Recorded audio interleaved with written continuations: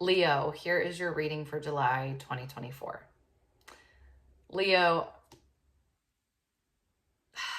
these readings have been tough for you lately. I'm just not even gonna lie.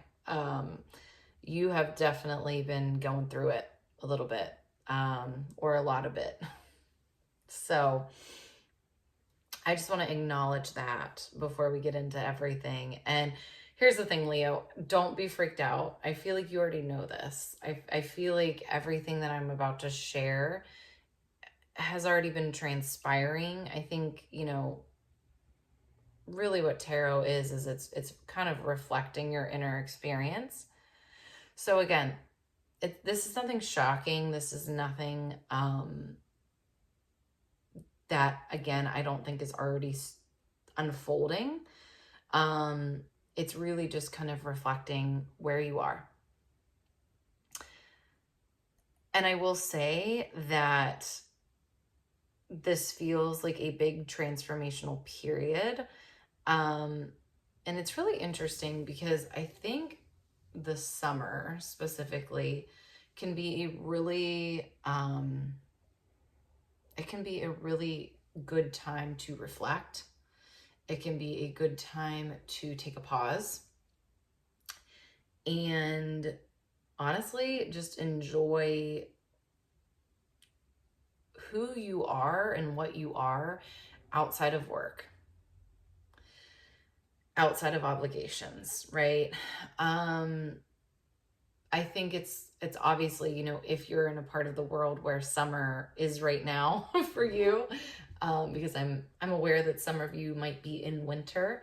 But if you're in a place where it is summer right now, if we think about it, when I think about summer, right, I think about being out of school, and I think about the teachers being out of work and people just getting to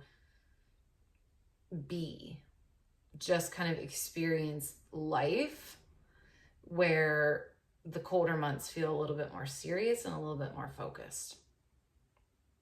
So Leo, in the month of July, I think there's reflecting back a lot of what has happened for you.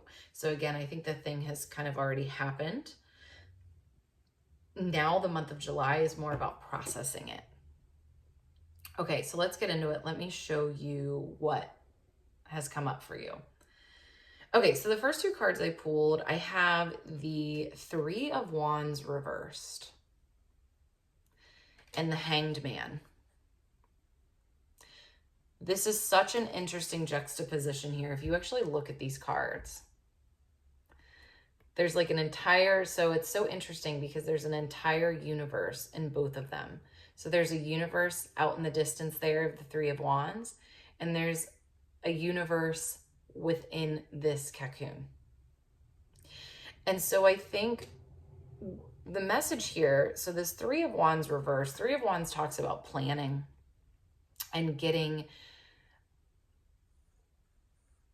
not only having a vision for the future, but then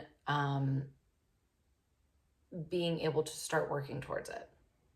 So being able to see it and get excited about it and work towards it. And I think this being reversed paired with the Hangman is saying you don't have that right now. You don't know what your vision is. You don't know what you're looking toward. You don't know what you're working toward. You don't know what you want. You don't know what's in the future. And in a way, you're kind of just in this holding pattern, right? Where everything, right, about you, your whole universe is kind of tied up in this waiting of not knowing. This is a very uncomfortable situation to be in. I just want to acknowledge that. This is a very, very uncomfortable situation to be in. But yet, you can't force it, right? You cannot force the process.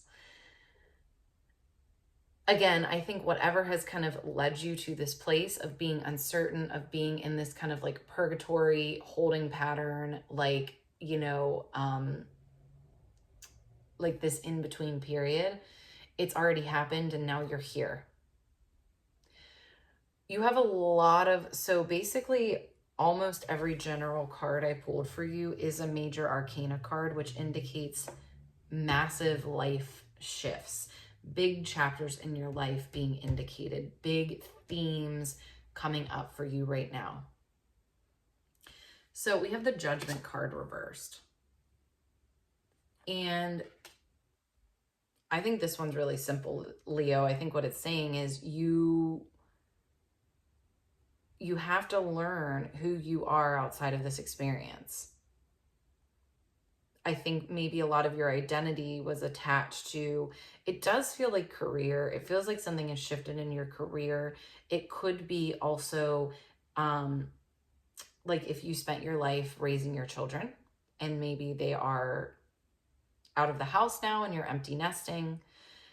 It's kind of like whatever you've dedicated so much of your life to and your identity has really been wrapped up in that. It has now ended, shifted, changed, taken a turn, right? So the Judgment card reversed is so much of your spiritual understanding of yourself was attached to this thing. And now it's very much this deconstruction of that. And I feel like that's what you're figuring out in July. We have the Death card, which don't worry, this is very, very, I mean, it's usually never literal, right? This is always a figurative death, which again, I think you've already experienced this. And this is so interesting because my friend actually just told me the other day that someone hit a deer in front of her house. And so she called, they hit and ran. They hit the deer. I mean, well, I guess you would, right? I'm not really sure what you do in that situation, but they hit the deer and they drove off and they didn't call the cops or anything. And so then my friend called the cops and, you know, said, hey, there's this deer here in the middle of the road. Can someone come get it? No one did. And so the deer kind of just was there for days, and it's the summertime, right? And I know this is kind of not the most pleasant energy, or yeah, like the most pleasant imagery, right? But it goes right along with the imagery on this card. Basically, she just kind of had to wait for it to slowly disappear, right? Through natural processes. I know that might be a really, really bizarre metaphor for you right now, but I'm wondering in what way has something ended and this metaphorical identity that you have with it is just going to have its slow process of decomposing. But then shifting, right? And then what does it become? I mean, this deer became food for many animals. It became compost for the soil. So whatever you are letting dissolve is dissolving into something else. It is becoming something else, but you don't know what that is yet. And that's what's hard. You have the Magician here, which is so interesting because I'm like, what is the Magician telling us? Yeah, okay, it's right in the middle. With the Star, you're getting so many major arcana cards. It's crazy. It's very much indicating this isn't just like a moment in your life. This is a massive, massive identity shift, I would say. Scorpio kind of went through something similar. So we have the Magician and the Star. I think what's kind of happening for you is you're gathering yourself. You're gathering your wisdom, your knowledge, your confidence, your resources. You're kind of in this gathering stage, and this is where there's not a lot happening. You're more getting organized, and this might look like you actually doing tasks in your life that you've been putting off for a while, like getting organized, like tending to certain things in your house or in your yard. But while you're in that action, I think this is where you're starting to process the last X amount of years. And what are you taking from it, right? And I don't want you to force this. This is going to, right? Like the deer, it's naturally going to transform itself. There's really not a whole lot for you to do, but to just allow this to simmer into yourself and try to figure out, what does all of this mean for me and what's next for me? And let it appear, right? The star is very much a card of following the next step. So you don't need to know the next 15 steps, just what's the next one step, and trusting that. The Tower reversed, I love this. It's not a tragedy. You know, what is happening to you? Let me rephrase that, right? It can feel tragic. It can feel life-altering, and it is life-altering. But you can't fight it. Again, it's natural. And even in this Tower card, there's a forest fire happening, and we know that forest fires have to happen to create fertilization for new growth. It never makes it easier in the moment, but I think if anything, it's just really reminding you there's so much here. Look, we have the Ten of Swords, which also has roadkill as its imagery. There's definitely something here about embracing the natural, cyclical nature of what is going on for you right now. That is a loud and clear message that I am hearing. You are getting so much death and cycle ending imagery.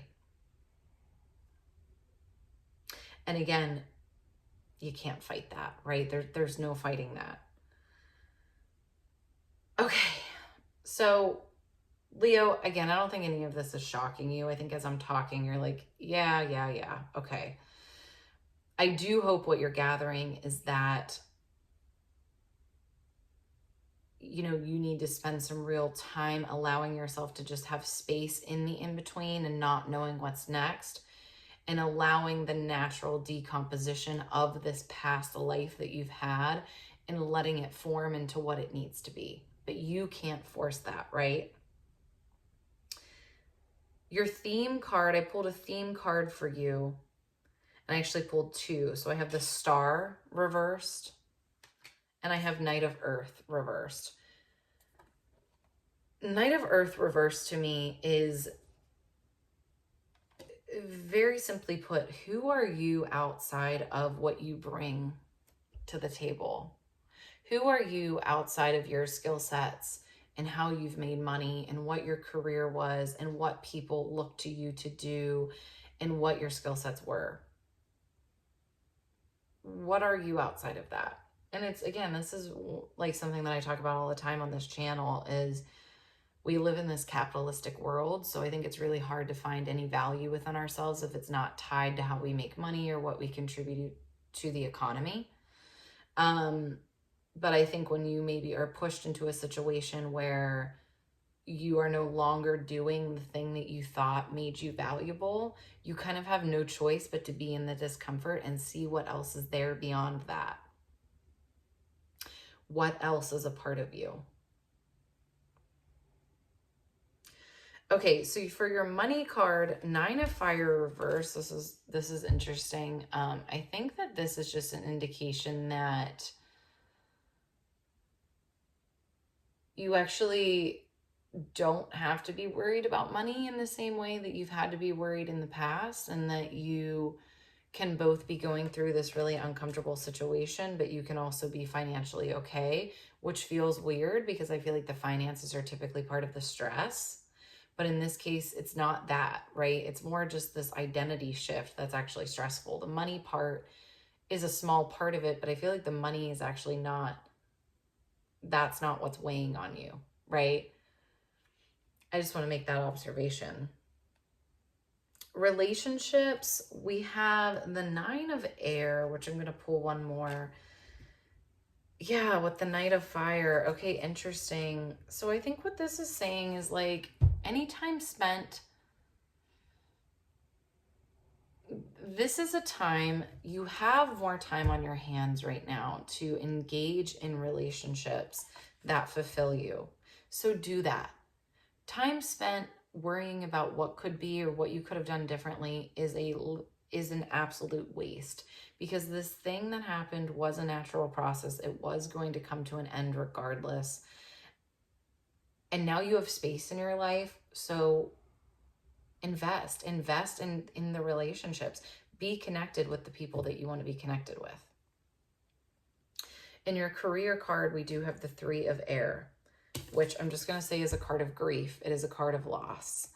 Again, I'm thinking that for a lot of you, this is related to your career or something that was very significant in your life or in your professional life, or how you spent a lot of your time. It is okay to mourn what was, and I think in fact it's the only way to actually move through it. And